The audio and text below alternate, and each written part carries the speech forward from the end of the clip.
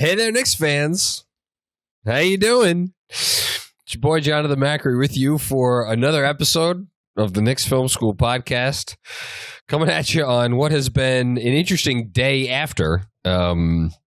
Day after what? I don't know how to describe that Hawks loss, even 24 hours later. Special guest tonight. The most special of guests, because there's only one person responsible for the creation of Knicks Film School. And that is the former Mr. Knicks Film School himself, Jeffrey Bellone. Jeffrey, I want everybody who's listening on the podcast right now to stop what they're doing and go to the YouTube channel to see what you are wearing for this episode. Do you want me to try to describe what you're wearing? And it's not only what you're wearing. I would be interested in hearing what you describe it. So that is I don't want to call that a black fedora because it's not a fedora. It's a black... I want to call it it's not a cowboy hat either. What? How would you describe that? See, you just described it perfect, right? It's not a cowboy hat. It's not a fedora. It's in between, right? And that's what's great about it. And then it's all black, by the way. It's a black. The hat is black. A shirt is black. Black vest, and then I count 1, 2, 3. I can't tell if they're silver or gold chains. I count 3. Silver. There might be 4 though. Silver. Silver. You got it. So Andrew Claudio, who is a Mets fan, I don't know if you've heard. Have you heard of the Mets? Do you watch the Mets? Who? For this episode, I'll pretend I watch the Mets. How's that? There you go. Said that you resemble one Timmy Trumpet, who I am familiar with who that person is.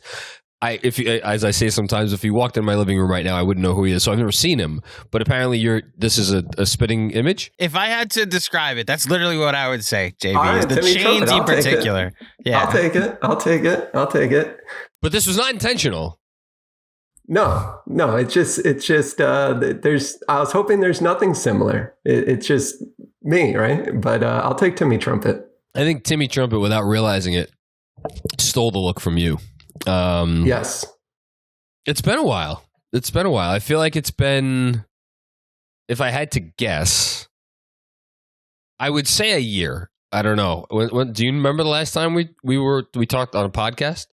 No, but the theme never changes, right? I mean, it's here we are in another moment as Knicks fans. I was thinking today about how I wanted to start off the conversation. We're going to keep it light, I guess. We're going to try to keep it light today.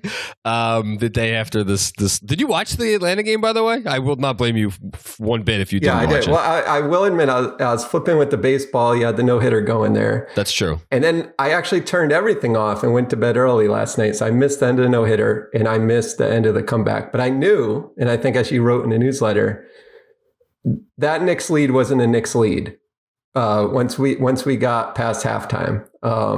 Oh, I knew before that. Yeah. So no, but I was watching. Okay, so you got a sense of what was happening. Yeah, I was thinking about ways to start off because I always think back to, for some reason with you, my mind gravitates towards 2019, and specifically the summer of 2019. I guess you could say the year leading up to it, because that's when KFS really took off with all the aggregation and everything else. But summer of 2019, KD and Kyrie choose the Nets. They don't choose the Knicks. You kind of take the summer to be in your own thoughts. And then as we're on the brink of this, I don't know what the hell they were calling that season. The Dogs season, right? Who let the dogs out? Julius Randle and Marcus Morris and Bobby Portis. You were like, you know what? I don't got it in me anymore. I can't do this. And it's funny because now we're sitting here and it's a little more than 3 years later. And it turns out that this great, wonderful event that the Knicks had been building up to for more than a year, it was the best thing in the world. It seems like that they avoided that happenstance taking place. But at the same time, we just went through another summer that reminded me a lot of the summer of 2019, in which there was all this buildup. And I could see us sitting here 3 years from now and being like, man, can you imagine if the Knicks gave up a whole bunch of unprotected draft picks for Donovan Mitchell? But now we're sitting and much like that 2019-20 season started off as bad as it possibly could have, whatever it was, 4-18. Yeah, 4-18. This season seems to be starting off in a similar fashion. So I guess with that, I will just open the floor to you. What are your big picture thoughts on what's going on right now with the Knicks, if any? Well, this is why me and you match, right? So I literally, when we texted earlier about the outline of this show, I had typed out the whole text where I was going to say to you, I think a good starting point would be when the original Knicks Film School account got suspended and where we were at that point versus now. And then and I said, you know what, Mac, they'll figure it out. That will be, and then that's what you lead with anyway. So I just love that. What was it, a week before? Days before. Was it days? I think it was two days before, because Mark Berman literally tweeted out the next day. It was an ominous sign when Knicks Film School got suspended. That was the next day. So if you think about if you pretend the original Knicks Film School was a person that died and disappeared, and they were okay, the last thing you see is we're 2 days before this free agency period, and we won't tell you how it happened, but we'll just tell you that Durant and Kyrie will go to New York and it will turn into a disaster.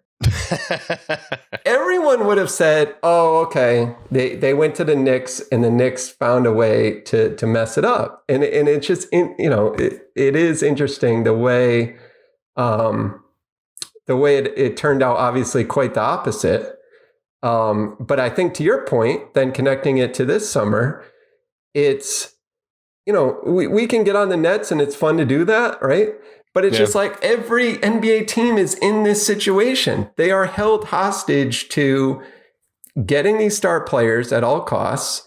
And, unfortunately, or if you're a Knicks fan, fortunately for the Nets, they literally just got the worst possible combination that you could get. Yeah, I mean, it is interesting to look around the league right now at this time, and there's a lot of stars out there.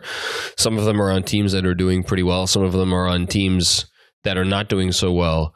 But whereas 3 years ago, there was obviously this mad dash, this race to get as many stars, and you just get the stars and you figure it out later. And I think that has continued to hold true for the most part in the intervening years.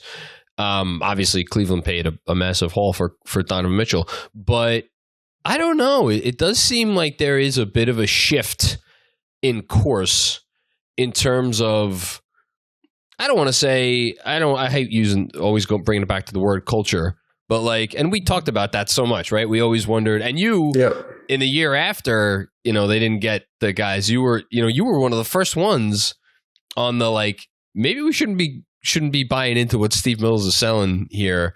And right. You turned out to be pretty smart where that was concerned. But yeah, it's about what is your organization made out of, and what are its values and all those sorts of things. And I don't know, if that leaves the Knicks in any better of a position, because we're sitting here now, and granted, they're not beholden to any stars. There are no stars here, real stars. But yet they've continued to find a way to, I don't know, disappoint people, and even regardless. Yeah, I mean, culture is what we have. A lot of talented people covering this sport as well as others, and you need to create narratives when you're writing about them, especially every day. Yeah. And culture is, you get to some of the people in the organization that you cover, and then because of that, you write about culture. I mean, we saw with the Nets, right? How quickly it was everything that they were, that we claim, that's why Durant and Kyrie would want to go there. They instantly became the opposite the second they signed, right? Yeah. So this wasn't okay, they're joining a culture. In the NBA, especially where so few players are on the roster, your culture is your best players. So the second you reset who your best players are, you reset your culture. So this idea that you're joining a culture, I think what it is we confuse that with joining maybe the right role players or joining like a legacy, right? So like the Lakers have that, right? So I mean, that's why we have, right? Like we have that dumpster fire now in LA. It's like, well, it's still the Lakers. It's still the Lakers. We all will watch when they stream about the Showtime Lakers. We'll still all watch about that. And that's what creates, that's the true culture. It's not that, you know, we got the right trainers in here and we do it the right way. That's just all what they try to sell you to believe that those things matter. But again, none of those things matter the second you get a star player in the door who wants to do it a different way. And I think that's just a reality. I think the Lakers are in their own category. I don't even know if you could say that there's another team in the Lakers category. Honestly, in professional sports, I mean, I know you obviously cover the Mets with the Metropolitan Newsletter and Mets Fix, but like the Yankees, I don't know, is there any cachet left in those pinstripes after how the last year has gone? I mean, you could probably tell that from afar. And like you could look at the Lakers right now, and yes, they are a dumpster fire, but at the same time, there is still an appeal about that team and about that city. And I don't know, will that ever change? Not as long as LA is LA, and LA is always going to be LA to a certain extent. So I almost think that they're one of one. And I think you nailed it when you said your culture is directed by your star player, because if you look at like what have been the most sustaining cultures in the league, like it's where is Steph Curry playing? Where is Tim Duncan playing? Obviously, Tim Duncan's been retired for a little while, but like right. And where is Steph Curry playing? And we saw just what happened, obviously, with Golden State, right? True. So I mean, but I mean, I know they're 3-4 right now, but it seems like it didn't break them, right? It didn't fracture the team. Maybe it will. I don't know, but it doesn't seem like that to me. But no, right. But I guess what I'm saying is if you're writing like a textbook on what is culture, you wouldn't necessarily write it the way it has gone with the Warriors. What will win out is, do they have star players who can perform the way they need to perform to win? Yes. So again, it goes back to, the Dodgers are a good example, right? I mean, they ended up signing Trevor Bauer. Right? Like he does not add to your culture. He ended up obviously taking away from their culture. But yet they have guys like Clayton Kershaw and Justin Turner who set a good culture, and people can write, well, that's why they're good. It's like, no, they're just good because they have a lot of good players. And I think it's, I guess what I'm getting at is I just think the culture thing, it's a nice thing to talk about. And I think it's true if your best players create a culture and they stay there to sustain it, then whatever they've created is your culture. So like the Jordan Bulls, they had a culture of a work ethic with him while he was there. But you can't then say when he's gone, the organization, the people who run the team are the ones who can create that culture, because that's not true. And I think that's what we sometimes get confused about when we're looking at and we're talking about ownership, we're talking about how teams are built. The front office doesn't create the culture. The players do. And look at, I didn't even mean to bring this up, but look at the Spurs today. Spurs have been inarguably the culture setters in the NBA over the last 25 years. And then there's news that comes out today that they have potentially were covering up, a player like exposing himself to a female employee like 9 times, I think is what it's alleged. We'll see what happens with that. I think everything you're saying is spot on. It's really interesting to me because we came off that summer 3 years ago after they got all this cap space and had nothing to do with it and spent it on all these players that didn't matter. And the MO at that time, and I think it's an MO that has it hasn't really changed in the 3+ years since now, where it's just like, you're a team in New York, get good, right? Show other, whether you want to call it, show people that your culture is good, show people that you're not a dumpster fire, show people that you need to put one foot in front of the other, the whole thing, and then that led to the great season they had 2 years ago where everybody was like, okay, this is what we needed to do. And then it's like, and the funniest part of that is the biggest way that a lot of people thought that they accomplished that goal, get good, right? Get competent, show that you could win here, is by hiring Tom Thibodeau. And if you bring it back to the culture conversation, if you're going to pinpoint one guy at the moment, at least in the opinion of most people, who is absolutely destroying the culture in the organization, most people would say it's Tom Thibodeau. None of this shit matters. Like, I think you nailed it. None of this stuff matters. It's all nonsense. It's like, who are your best players? How well do they fit together? Are they willing to work hard? Are they if you get the combination of like a really great player and a guy who's about the right things, that's all. That's all you need, and nothing else matters. It's funny, right? So it's like you think about when I was in the thick of doing Knicks Film School, right? Running the Twitter account originally, and I wouldn't miss anything that happened, right? Like there was nothing that could happen that I would miss. Literally right? Nothing. Literally nothing. I used to think to myself, I kind of wish I could take a break. Just like not read any content, not read anything on social media, and then like come back like a month later and say, what's my perspective now? Because I think when you're so deep into it, it is hard because all these little debates that we all have on Twitter and with our friends, it's like it pushes you to think certain ways about certain players and about certain strategies, whatever.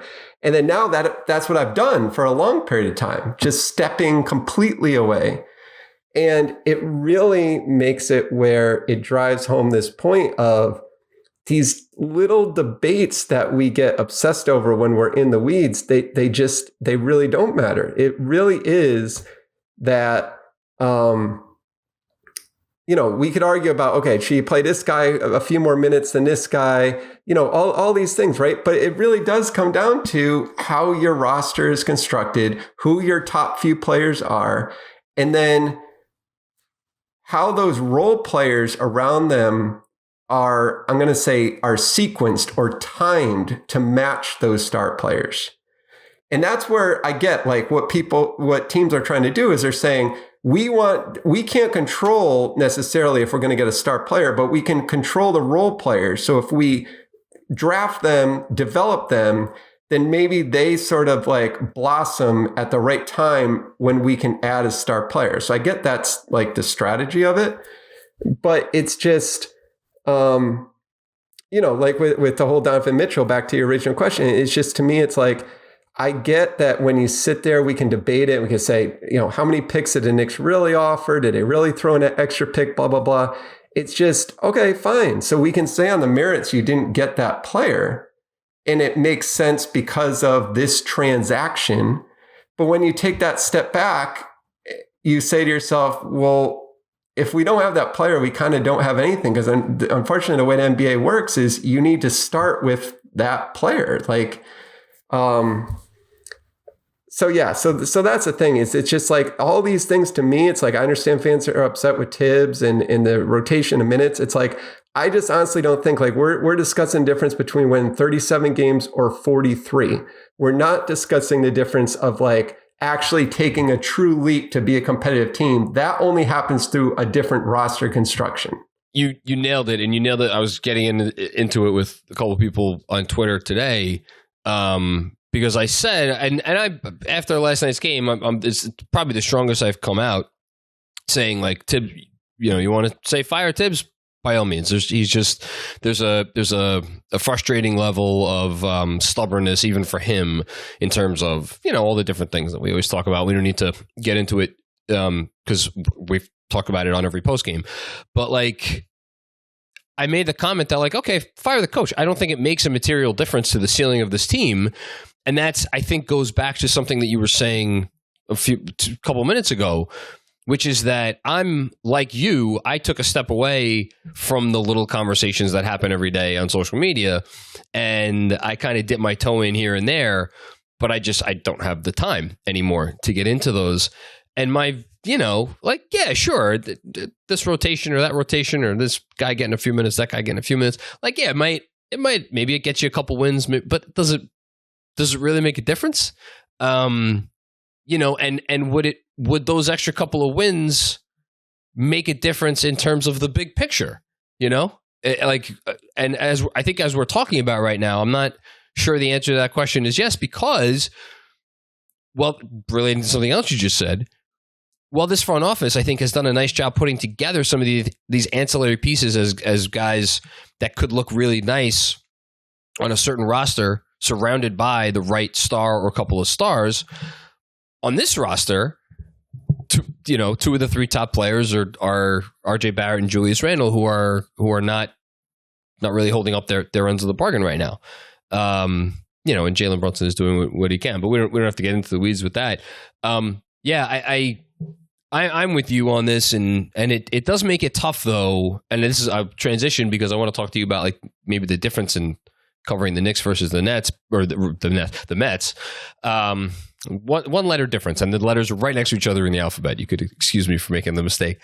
I think basketball, the people who are serious about consuming basketball content, like people who read my newsletter or listen to our podcast or like watch our YouTube channel or like on Knicks Twitter all day and the whole thing, all that stuff. I do think like these are the people who like enjoy these conversations by and large. Maybe not all of them, but a lot of them do. And so for someone like me, as the person in front of the microphone, I think I do to some extent have to at least get into the weeds a little bit. You with baseball, I'm not sure that's the case. And we've talked about this a little bit about how like the way people consume baseball is very different than the way people consume basketball. Yeah, well, a couple of things. One is for all of us who are diehard fans, meaning the people who will watch basically each night, right? Yeah. The weeds, like I think it's funny. It's like sometimes, and this relates to the Mets a little bit too, because they had this great season. They lost in the first round, and there's a faction of fan base that basically thinks the whole season was a waste. It means nothing because now they lost, right? Mm-hmm. And I think, and my argument is like, well, first of all, as we're seeing with the Phillies now, and me and Andrew were talking about this a little bit at the beginning, the playoffs are such a crapshoot, especially in baseball. So the question you have to ask yourself is, do I put everything on this crapshoot of the playoffs to define if this is a good season? Or do I define it based on, was my team good and competitive for the longevity of the season? And then I think where that relates to the Knicks is to say, is being a fan, being able to take this super logical perspective of, if I take a step back, I realize none of this really matters. They're not going to win a championship with this team. The team they probably win a championship with will have, as Andrew's putting on his Mets hat, I like that. He's getting ready. That's right. They'll probably have maybe one or two of these players who contribute major minutes on the team that eventually is good. And, the Laker fan, we'll go back to the Lakers. They can relate, right? Those years where they were really bad before they won in the bubble year, they had all these guys that you're rooting for that were lottery picks. They kept having the number 2 overall pick.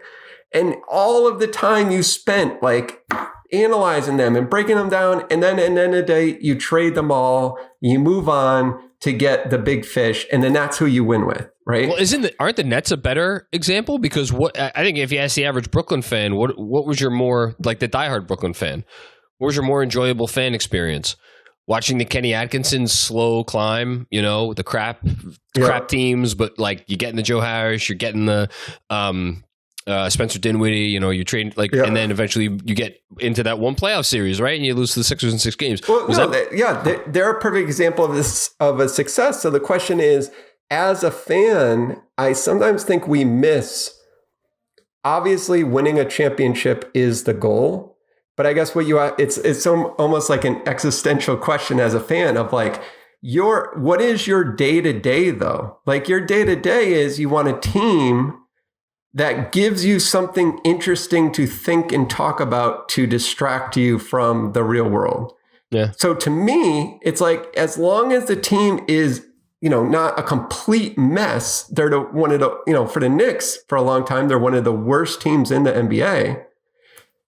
To me, a lot of fans, it's just saying, just give me a team that at least like they have a chance that they can win.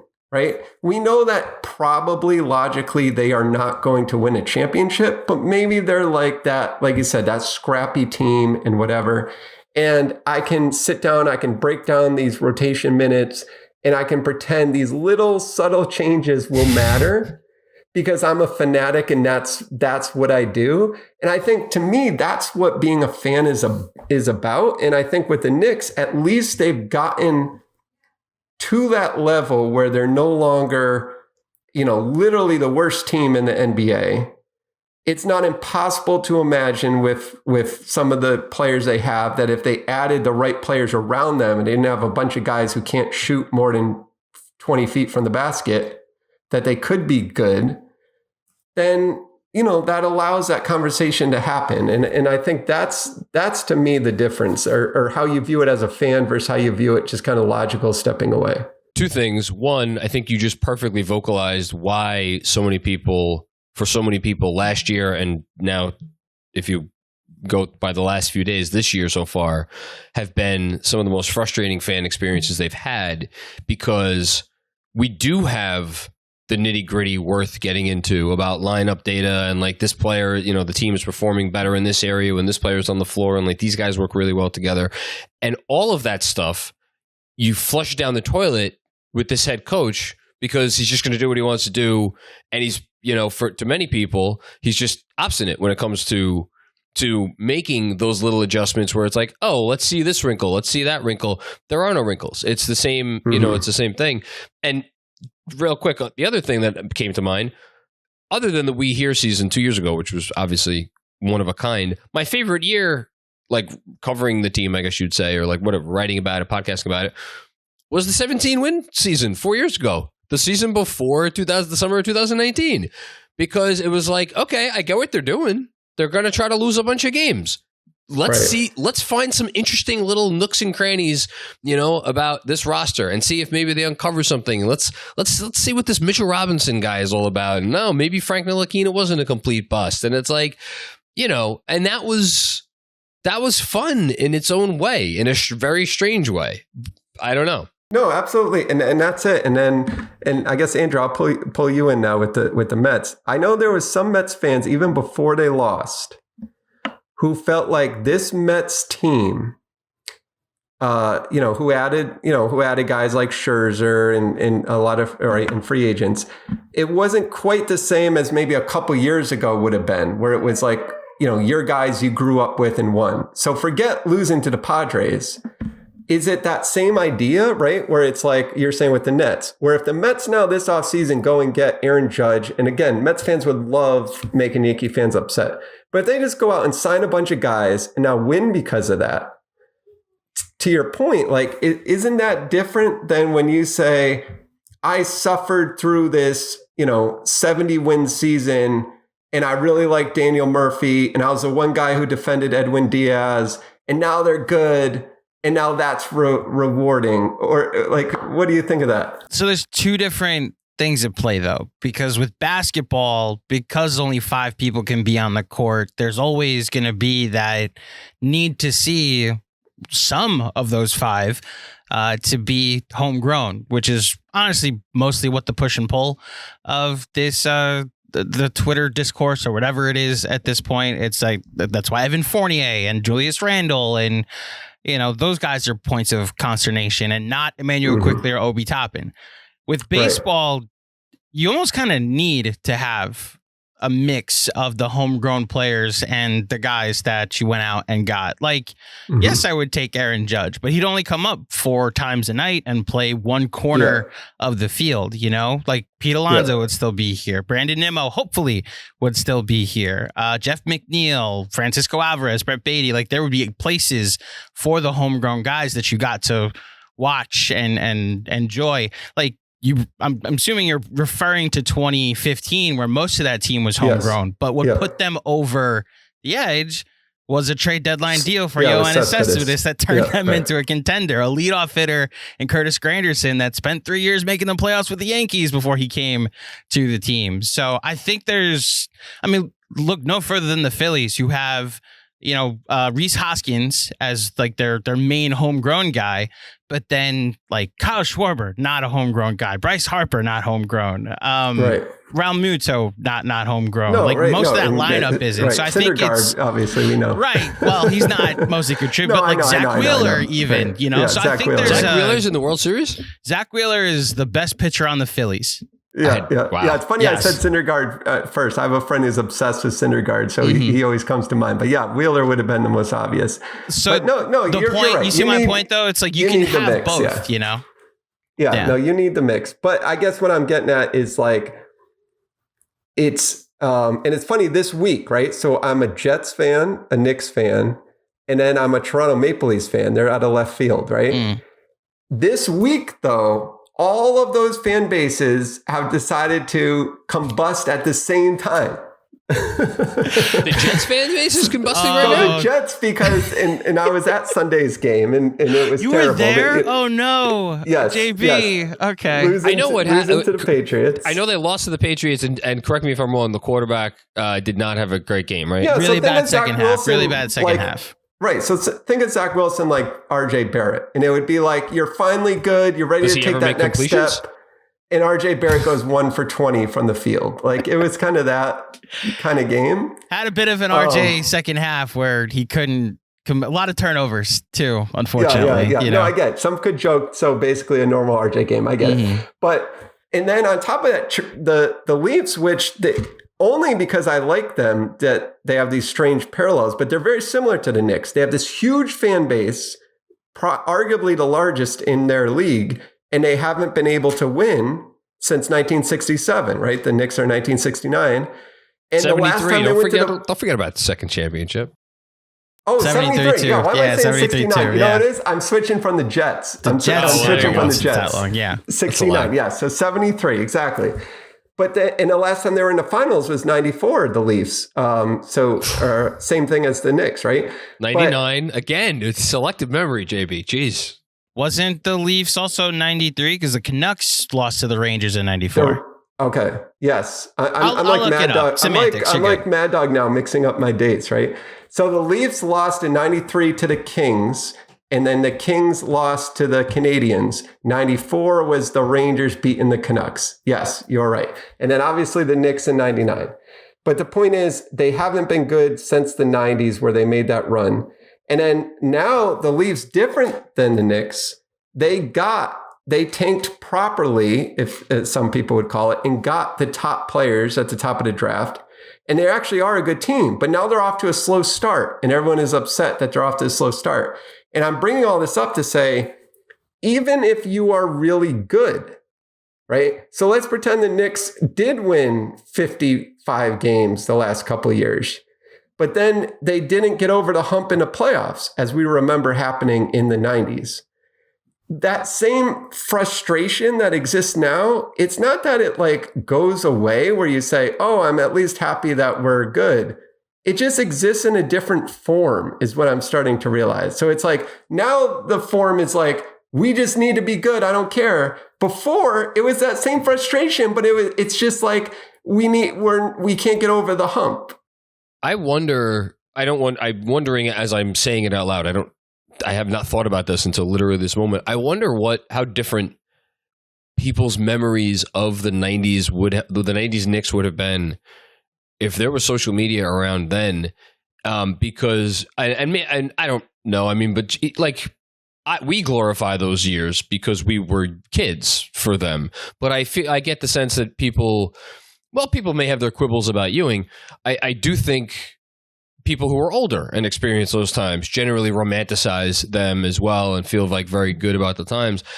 Now, I look over at the Suns, and the Suns were, talk about dumpster fire of an organization, the perhaps poster child for dumpster fire organizations, aside from maybe the Kings and I guess the Knicks, over the last, whatever it's been, since the Nash years. So, for over a decade. And they've won more games than any team in the sport over the previous two seasons. And if you interacted with an average Suns fan on Twitter over the summer, you would have thought that they were rooting for I don't know what's the most the Wizards or something. Yeah. No, right, and that gets into when I think you're leading into what's the difference covering the Knicks and the Mets now is that the Mets got good, and then I literally had people unsubscribe to the newsletter when they lost to the Padres saying, "I can't root for this team; they suck." That would be their comment in the feedback. And it's just like, you just won 100 games. Like, yes, it's baseball. You could lose a random series. That's just how it works, right? But it just, I guess what I'm saying is that, if the theme is like, what's it like as a fan? Like, how do we experience all of this? It's interesting that, no matter whether our team is good or bad, I think part of being a fan in a way is sort of like having this outlet to like, get really excited, but also to have that contrast of the frustration. And we almost always need to have that frustration. Whether our team is good or bad, we're going to find a way to have it. We're going to say, Yankee fans know this. Your team wins all the time. If the Knicks were the Yankees, we would all be like, oh, that would be heaven. That would be great. And then it's like those same people are Yankee fans who complain every single day when all their team does is win, but they don't win whatever that higher barometer is, right? So it's just, it's almost like we always have to have that balance, right? Like we always have to be able to be excited. Like we want to be surprised. If you're a bad team, we want it to be where you prove that you're an average scrappy team. If you're an average scrappy team, we want you to prove that you're a good team. If you're a good team, we want you to prove you're a great team. It's more about that element of surprise, I think, than it is about where you relatively actually end up. I want to interject because I think there is something unique about basketball fandom. And I think it is unique, certainly to football, because football, and I guess Andrew, you should chime in here as well, like you could run a hot streak from Joe Flacco, right?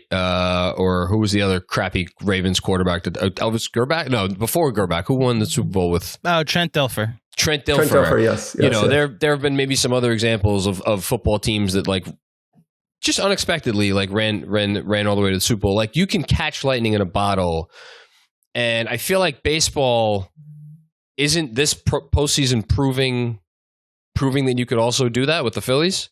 Oh, John, this has been Oz and I's biggest debate for years, is that the playoffs are completely random.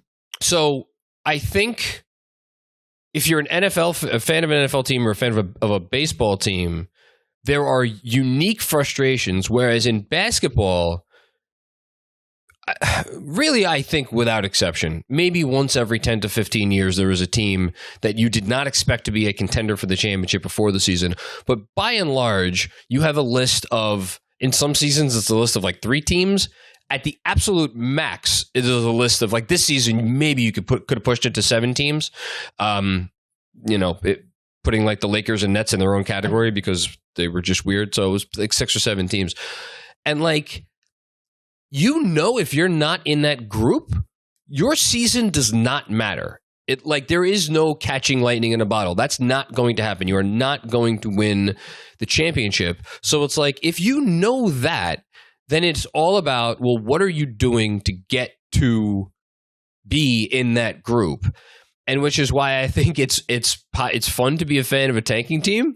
And and like, if you're a fan of that top group, like, okay, only one of those teams is obviously going to win every year, but at least like if you're a Celtics fan, I think you could look at last season and feel good about it. Like, yeah, you lost in the finals, but I think Celtics. I should probably ask a Celtics fan, but I feel like they could feel pretty good about that season. The Mavs could probably feel pretty good about that season. It's like they came up against the eventual world champions and they lost in the Western Conference Finals. Like, it happens, but at least you did what you needed to do to put yourself in the inner circle. Didn't go your way. Doesn't always work out like that, but I think there is that key difference in between the sports. No, I agree. I think it makes sense. I think NFL is maybe a little less random because I do think the home field matters. You get into playoffs, you have that home field, you're going to go.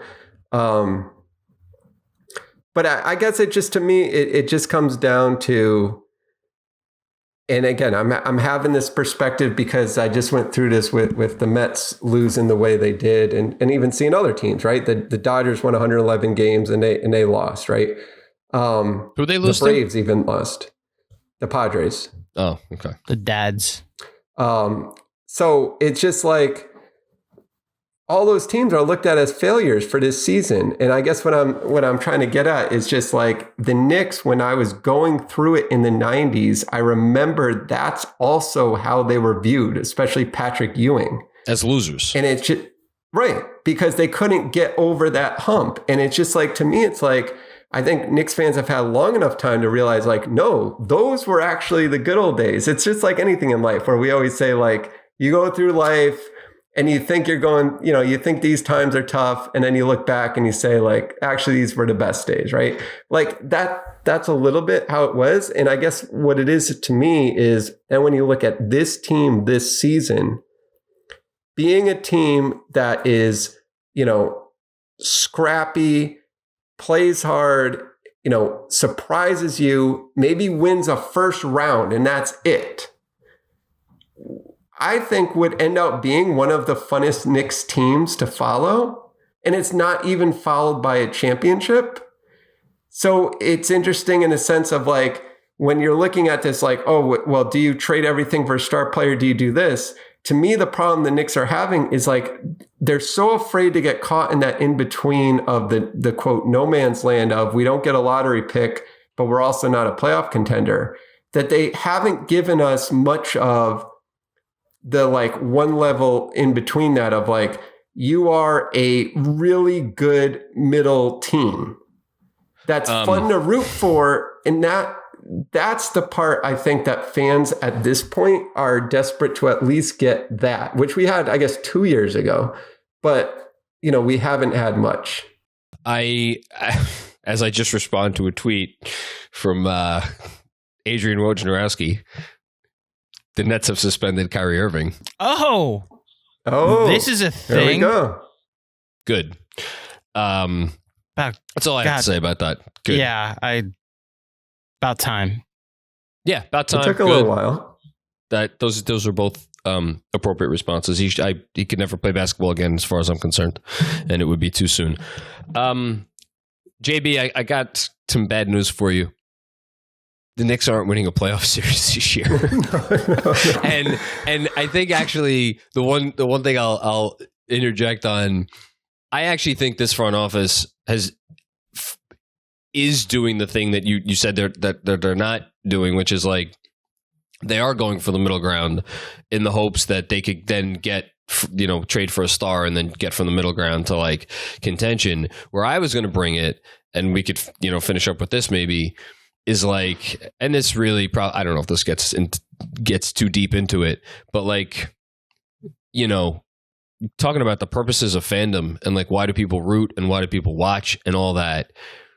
Like, if I'm sitting here tonight after that Atlanta loss, and I genuinely believe that this front office, the Knicks front office, given what they've done over the last 3 years, whatever, and given the roster as it currently stands and the whole thing, that their best odds of actually winning a title, or at least like genuinely competing for a title, being in that inner circle that I talked about a minute ago, that their best odds of doing that would be if everybody gets fired, right?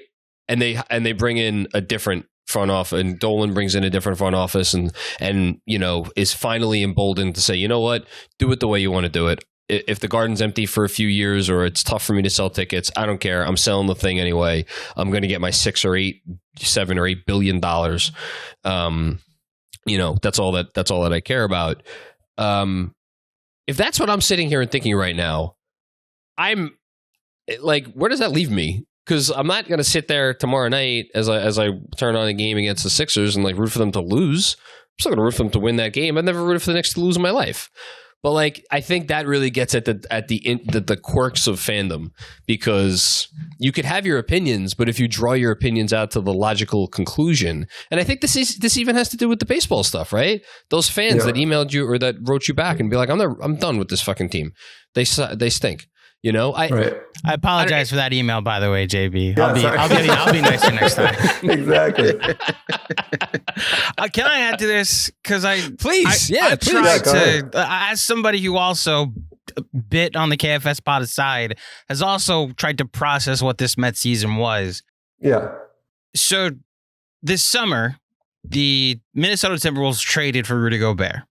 And a lot of people criticized the deal. Like, what are you doing? That doesn't make you a championship contender. You're at best a conference finalist once. And there was a Timberwolves fan that is like us, a fanalist, right? That covers the team from the perspective of a fan. And he was like, listen, if they make the second round, like consistently, like 6 of the next 9 years, or just say like 3 of the next 5, the length of what this core might be together for, and the conference finals once, yes, to all the rest of the world, that might be looked at as a disappointment, but the Timberwolves have made the playoffs twice since 2004. I will rejoice getting to watch that team. And there's a push and pull, I think. That's the second time I've said that, but I think that's really the back and forth of whether, like, this Mets season for me was time well spent. That was 6 months watching a baseball team every single day. Was that time well spent? And the way the season ended initially was like, damn, that was really enjoyable, but it ended with such heartbreak. And what honestly got me over it, and it's why, John, you're right, basketball is so unique. When you brought up the example of the Mavericks and the Celtics, and it was like, you could look back and say that was time well spent. We lost to a better team, the NBA champion, right? Mm-hmm. Mm-hmm. The Mets lost to a team that got eliminated by the team that finished in 3rd place in their division. Yeah. So I like baseball. It's so much more, it's so much less, it's so much harder to take. And I've like said this, like baseball's become hockey where it's like, just make the playoffs and maybe something good will happen. Just get hot at the right time and you'll be fine. And what baseball's now become, it's like we're further and further away from the best team being crowned champion at the end of the year. It's just the hottest team for 3 weeks in October. Yes. And with basketball, it's really the only sport left, I think, where really the best team wins every year outside of most football, I think. More than not, but we're like Joe Burrow and the Bengals made the Super Bowl last year. That's another good example. Right. It's close. Right. It's close. But no, but I think what it is, and I don't know enough about European soccer, but people tell me that it's like this. It's really, we as fans, especially in this country, we make it where the playoffs, and I think especially even in New York, and partly because growing up with the Yankees, right? Where it was like October means the most. The playoffs mean the most. That I think it really, to me, it's just a psychological thing of deciding it is harder to win 100 games in baseball and win the division than it is to win a World Series. The Mets, it's infrequent that it happens that you win that many games, right? But any team can go on a hot streak and win the World Series, right? We've seen that. So I think it's just more a psychological thing. And that's why I come back to, I guess I'm just like almost pleading to fans to be like, why not just enjoy it for what it is? Like, you're watching a random game in June if you're a baseball fan, a random game in November February. if you're a Knicks fan. You're watching it because, I always say this to my wife, it's like, it makes an ordinary night extraordinary. That's why I grew up liking sports. Because when I was a kid, and at that time, my dad had tickets to the Whalers hockey, we would go to a game on a Tuesday night. And while every other kid was getting tucked in, going to bed, we were watching the Whalers beat the Canadians in overtime. And that night, that meant something to me. That was exciting. And I think that's, to me, what it's about. And I think we lose that because we're so focused on how does this team fit an overall picture? How do we put them historically? If they choke in the playoffs, they're chokers. It's like, no, you're watching them. So on the majority of the nights you consume them, they give you something fun.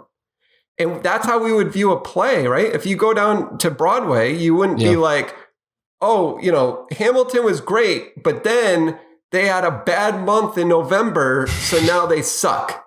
Like, no one would say that. It'd be like, the night I went, it was entertaining, And I liked it, and that was it. Bruce Springsteen, I went and saw him on date 20 of his 67 dates on tour, and it was good. I don't care how he was on date 67. And I think in sports, we like lose that a little bit. So none of this, though, by the way, makes us feel much better about the Knicks, because I'm worried that even on date 20... This is very much a commentary on the Mets and the Yankees fans. The Knicks fans haven't had enjoyable nights for the last year and a half. And I would just throw in very briefly, I do think, as I'm listening to you talk about it, the deeper in the weeds you are, specifically about a basketball team, I think, the less the harder it can be potentially to enjoy it. Not always. Again, and that's, I think, I'll end it here. That's why you took off way back when, is because you took a team that was, for most casual fans, unwatchable, with literally nothing about it that made even remotely the least bit of positive, it left the least bit of positive impact. And you found these little glimmers of hope, and you gave that to people, and it created a different way to engage with the sport. And now, I see I'm blaming you for all social media ills, and now that has morphed into, I think, something else where there can be a level of obsession on social media that it does make it tough to, as you're saying, just sit down and enjoy a basketball game, because you're you're thinking about so many things. Because if they win, it's like, oh, they won, but they didn't have the right guys, they didn't have the right minutes mix, and all this stuff. And it's just like, yeah, again, it is true. What I'm speaking of is a little more on the baseball side, but I do think it does still equate to the Knicks, because it's saying there were fans that didn't want to trade for Donovan Mitchell because they're worried about what you give up. And they're just so focused on the transactional analysis that they lose sight of, wouldn't it just be enjoyable as a fan to watch this guy play basketball for your favorite team? You know what I mean? That's the part we're losing, because we want to sit there and be like, well, how did they negotiate this point, and they made this offer in June, and then it turned to this in July. And then it's just, even with Carmelo, I was thinking about this today. We all agree they gave up too much to trade for Carmelo. That's a fact. Okay. But this is where I guess I'm saying it's not a fact. But like we saw with Donovan Mitchell, no one predicted. So if the Knicks had traded for Donovan Mitchell early on in the process, all the stories would have been written as the Knicks were competing against nobody. No one else had an offer. We later found out someone else did have an offer. That was Cleveland, right? So it's easy to say the Knicks could have just signed Carmelo for nothing, but what you don't know is something could have happened that would have changed that course. And there is a generation of Knicks fans now who have grown up in that Carmelo era, I'll call it, who that meant something to them, that they got to watch him as part of the team. And we want to just take that away because it was well, if you didn't do the perfect trade or you didn't do the perfect signing, then you shouldn't have done it. Well, it doesn't often work out perfect. It's usually messy. It's an absolutely phenomenal point, because there are young people younger than me, and honestly, people not that much younger than me. One of them's on this podcast right now, who look at those Carmelo years, and particularly 2012-13, the way that we look at the 90s, and hold it in the same reverence. It's a great point. It's a great point, and good spot to finish up. JB, before we let you go, can you remind the folks at home, or let the folks at home know, who maybe not, you got to make up for some of those subscribers you lost that told you this team sucks, I'm not going to read your newsletter anymore. Where can they get all their information about the Mets?